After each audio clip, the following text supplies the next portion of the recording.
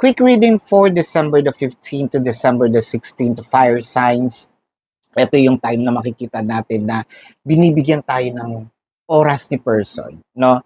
Binibigyan tayo ng pagpapahalaga, binibigyan tayo ng atensyon, no? Hindi sa KSP tayo, hindi dahil hinihingi natin. I think meron ditong realization na nagkulang si person nung mga nakaraang araw, buwan, or nakaraang linggo, no?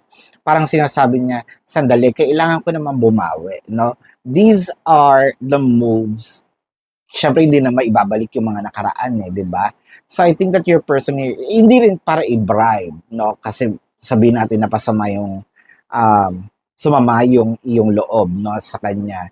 What I'm trying to say here is this is to pay off those shortcomings, no? Parang sinasabi dito ni person, alam ko, hindi kita napasaya noong mga nakaraang araw, eto ngayon, no, babawi ako sa'yo, even to a point na siguro yayayain ka nito mag-date or pagsha-shopping ka or magpapasalon ka, I think that your person's going to pamper you, no?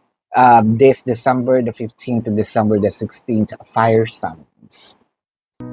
Predicting future is my purpose. Yelling the stars align.